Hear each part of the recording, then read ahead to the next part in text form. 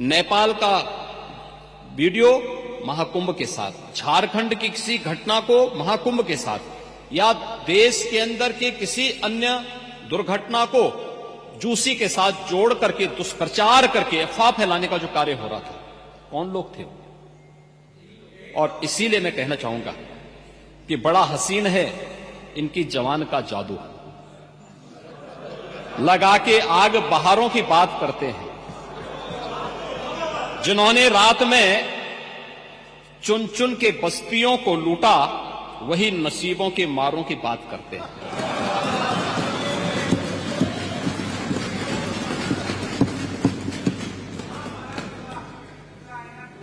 महोदय, ये उर्दू नहीं है, ये सब हिंदी है। आपको मैं बताना चाहता हूं, आपको मैं एक और बात बताना चाहता हूं, जो अभी नेता प्रतिपक्ष कह रहे थे। जब उत्तर प्रदेश की स्थानीय बोलियों को इस सदन में महत्व मिला, तो उनके द्वारा कहा जा रहा था, उन्होंने विरोध किया था। ठीक उनकी सोच है, ये समाजवादी संस्कार भी है कि हर अच्छे कार्य का विरोध करना है, हर अच्छे कार्य का विरोध करना है। तो उन्होंने कहा कि हिंदी इस सदन की भाषा है, तो हिंदी को तो हटाया नहीं। इस सदस्यों को एक छूट दी गई है कि वो किसी भी इन बोलियों में बोल सकता है, हिंदी में ट्रांसलेट की उसकी सुविधा मिलेगी। इस सुविधा है, थोपा नहीं गया है। दूसरा, भोजपुरी हो, अवधी हो, बुंदेली हो या ब्रज हो, पांडे जी, इनकी लिपि भी देवनागरी है, कोई दूसरी लिपि नहीं है। संविधान के द्वारा घोषित जो व्यवस्था है, उसी के दायरे में सारा कार्य हुआ है। आप जैसे उम्रदराज व्यक्ति को तो इसका स्वागत करना चाहिए, इसका स्वागत करना चाहिए।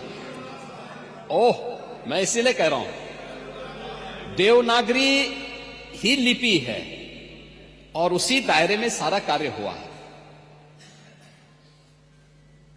और इसीलिए मैं आपके संज्ञान में लाना चाहूंगा कि ये जो कार्य है, इस कार्य के साथ हमें उसी सकारात्मक भाव के साथ जुड़ना चाहिए।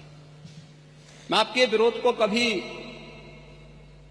उसका न मैं उपहास उड़ाता हूं, न मैं उसको बहुत उसके साथ जोड़ता हूं, क्योंकि मैं जानता हूं आपकी आदतों को। मुझे मालूम है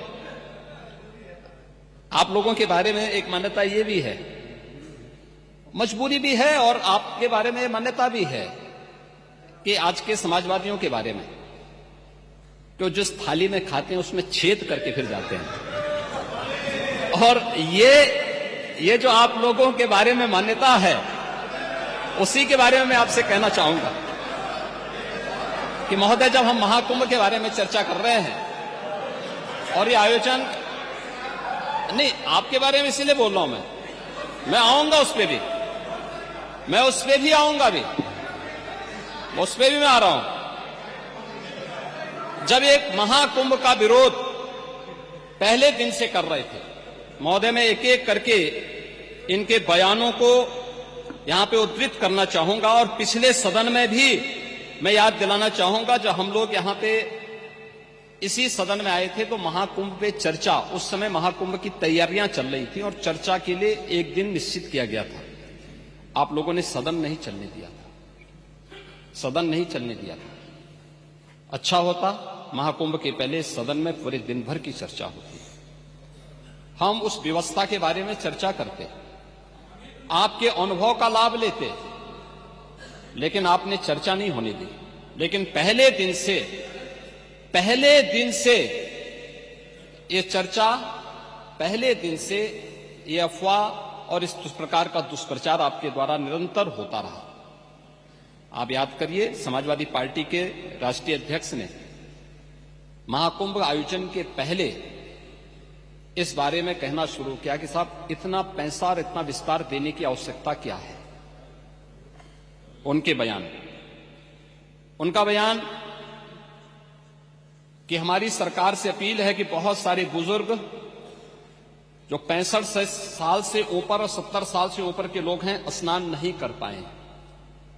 उसके बाद फिर उनके बयान आए, जब शुरू हो गया, फिर लगातार अगर समाजवादी पार्टी के सोशल मीडिया हैंडल को देखें, वो आपके संस्कारों के अनुसार ही भाषा का प्रयोग भी करते हैं और जिस प्रकार की भाषा का उसमें प्रयोग किया जाता है, मुझे लगता है किसी भी सभ्य सोसाइटी के लिए वो भाषा कभी शोभा नहीं देगी।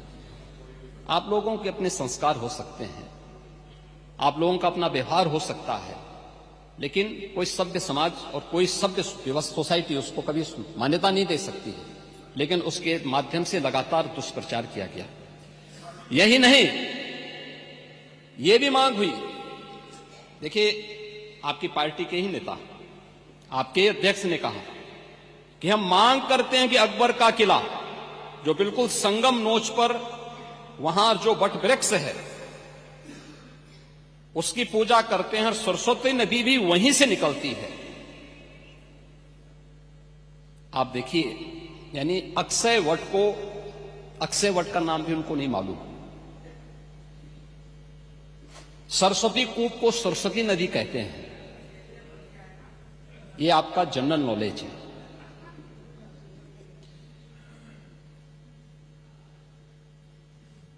इन्होंने कहा महाकुंभ कोई शब्द नहीं, क्योंकि महाआयोजन के लिए बहुत सारा पैसा निकालना था, पैसे की बर्बादी करनी थी, इसलिए नाम भी इन्होंने महाआयोजन दिया।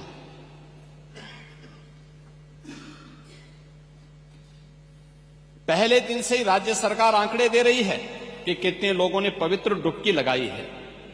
जो लोग पवित्र डुबकी लगाने वालों की संख्या बता सकते हैं, वे यह नहीं बता पा रहे हैं कि कितने लोगों की जान चली गई।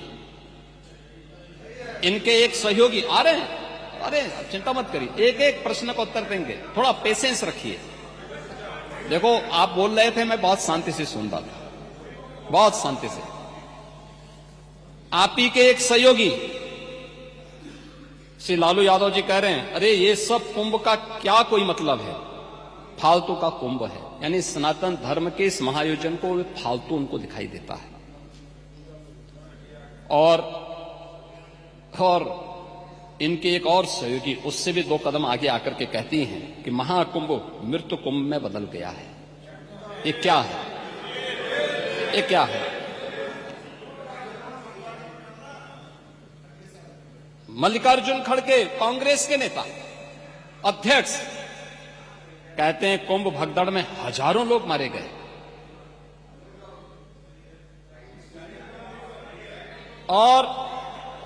और जया बच्चन क्या कहती हैं? ये समाजवादी पार्टी की नेत्री हैं।